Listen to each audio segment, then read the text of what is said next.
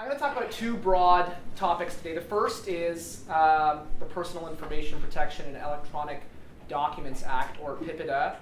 I want to talk about what it is, what it requires, or at least two aspects of what it requires. The first deals with the collection, use, and disclosure of personal information. The second deals with safeguards required with respect to that information once it is lawfully obtained.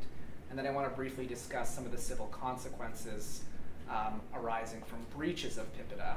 And the second topic I want to discuss is the status of common law privacy torts in Ontario, and focusing on the torts of intrusion upon seclusion, which I'm sure will be familiar to you, and the public disclosure of embarrassing private facts, which may be a little bit less familiar to you. So starting with PIPEDA, what is it? It's a federal law that governs the collection, use, and disclosure of personal information by organizations in the course of their commercial activities. And although it's a federal law, it applies broadly in Ontario as well. The only real exception is if you are a health information custodian under the Personal Health Information Protection Act, and that, I'm assuming most people in the room do not fall into that category. If you do, you're exempted from PIPEDA. Otherwise, the scope of the Act is quite broad. All of the key terms are defined very broadly. Organizations includes any person, partnership, association, or trade union. Personal information just means any information about an identifiable individual, as Gerald said. And commercial activities is also defined very broadly. In fact, it's defined so broadly that courts have held it includes activities of not-for-profits in certain situations. So all aspects of the definition are very broad, and that's consistent with how the Supreme Court has characterized PIPEDA, which is as consumer protection legislation for the digital economy. And that's from the RBC and Trang decision in 2016. And as most of you will know, consumer protection legislation is always interpreted in favor of the consumer even more broadly than normal legislation, and that is certainly the case with PIPEDA as well. So what does it require? A fulsome review of the Act obviously is beyond the scope of my time here today, but I want to cover two kind of basic cornerstone rules in the limited time that we do have. The first is that organizations can't disclose personal information without first getting the affected individual's knowledge and their informed consent.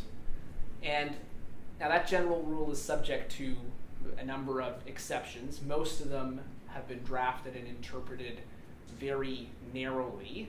Exceptions like the collection is clearly in the interests of the individual and consent cannot be obtained in a timely way, or it's used for the purpose of acting in respect of an emergency that threatens the life, health, or security of an individual.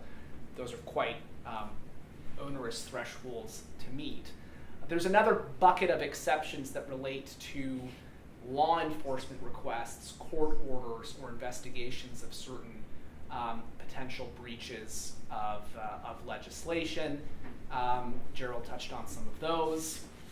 And apart from that, the broadest exception probably relates to the collection, use, or disclosure of personal information solely for a journalistic, artistic, or literary purpose, which obviously is what a lot of folks rely on when there are complaints lodged with the commissioner. That's probably the broadest exception that there is in the Act. The second general rule is once organizations have obtained personal information lawfully, they need to take steps to safeguard that information from loss, theft, or unauthorized access. And when it comes to this obligation, PIPEDA incorporates the principle that the safeguards, the steps that need to be taken, are commensurate with the sensitivity of the information, which kind of makes sense from a common sense perspective, but that's built into the Act explicitly. And so the Act uses two examples, medical records and income records, as particularly sensitive information that would attract and more onerous standard in terms of the safeguards you need to put in place. Other information may require less stringent safeguards. But the Act is also clear that the degree of safeguards required will always depend on context.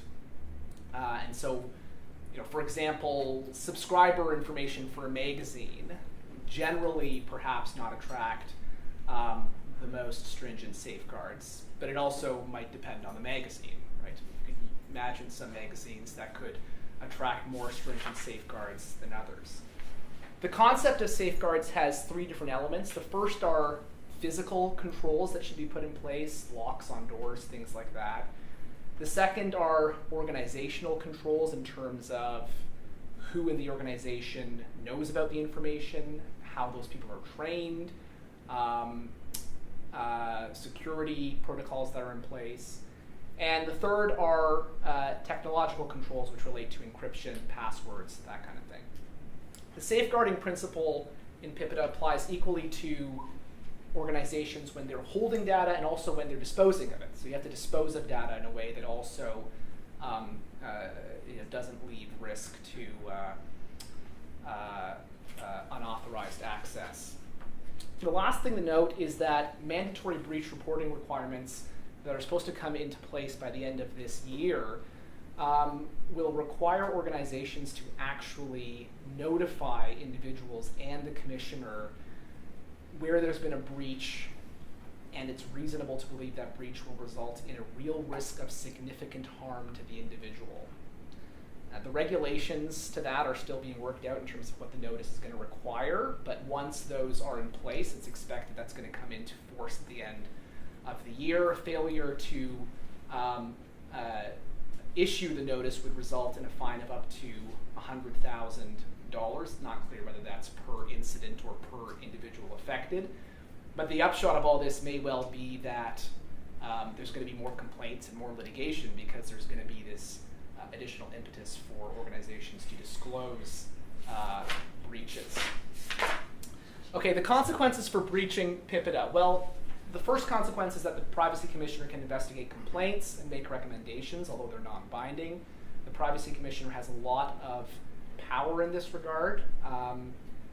They can compel testimony under oath. They can compel the production of documents. They can conduct warrantless searches of workplaces or where organizations are located if they're not in a dwelling house. And so although the Commissioner's report and the recommendations aren't mandatory, when you're talking about a complainant who may be thinking of launching a civil claim, it can certainly provide a nice sneak preview of disclosure because the final report will go both to the complainant and to the organization who's the subject of the complaint.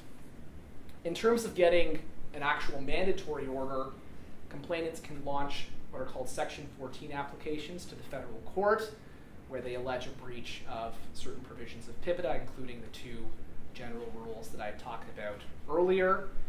You can only do that once the administrative process has been exhausted, so you have to let the commissioner decide either to do the investigation, either decide to discontinue it or to issue a final report. But the Section 14 application, it's not a judicial review. It's a de novo proceeding. The respondent is the organization. And you can seek, as I say, binding orders in terms of damages or requiring the organization to bring itself into compliance. But it's not a JR. It's a de novo proceeding. Okay. In terms of the common law, the main tort is the intrusion upon seclusion tort, which you will be familiar with.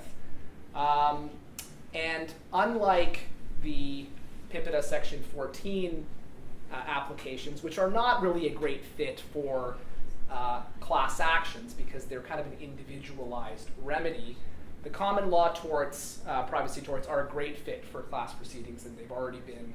There's been a proliferation of those since 2012 when the Ontario Court of Appeal recognized the intrusion upon seclusion tort. And the court has been clear that the existence of privacy legislation doesn't preclude the remedy of bringing those kind of civil actions.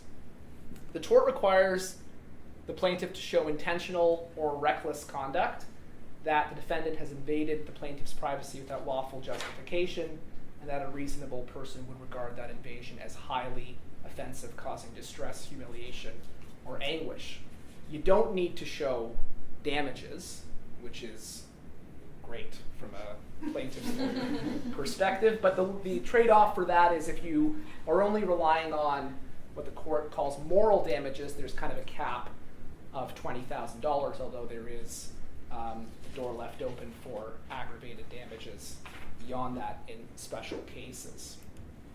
Mindful of my time, I want to quickly touch on the other common law, at least one other common law privacy tort in Ontario. I'll skip the last one, which is the public disclosure of embarrassing facts about a plaintiff. You may have heard about this tort in the case of what's frequently called revenge porn scenarios. And there was one case in particular that got quite a bit of media attention. The plaintiff who created a sexually explicit video of herself at her boyfriend's insistence, the defendant's insistence, and provided to the defendant, who promised not to show it to anybody, and then of course he published it, he posted it online. In that case, the defendant was noted in default. The case went before Justice Stinson, and Justice Stinson recognized for the first time this tort of public disclosure of embarrassing private facts, which the Court of Appeal had talked about in 2012 but hadn't explicitly recognized. And just as lawyers were getting all excited about this decision and kind of grappling with its implications, the defendant emerged from the woodwork, got a lawyer, moved to set aside the default judgment, was successful. The plaintiff appealed, or sought leave to appeal. She was not successful. And so the long and short of it is that it's now on the long road to trial, and we have a decision from Justice Stinson whose persuasive value is seriously open to question because it was made in the context of a default judgment that was later set aside. So very briefly to conclude, if you're an organization, including a person or a corporation operating in Ontario, there's 4 potential sets of civil consequences you can face. The possibility of investigation by the Privacy Commissioner, Section 14 application, the common law torts, and I'd be remiss if I didn't mention other common law causes of action, which you often see as well, because of course it could be, depending on the situation, a breach of contract claim if you have a contractual relationship with the person who has their privacy breached, breach of competence, breach of fiduciary duty, or even basic negligence, depending on the facts. So, and of course, these don't arise independently or exclusively from each other, so you may often find a situation where you have to stick handle an administrative proceeding in terms of a complaint before the Privacy Commissioner alongside a civil claim as well.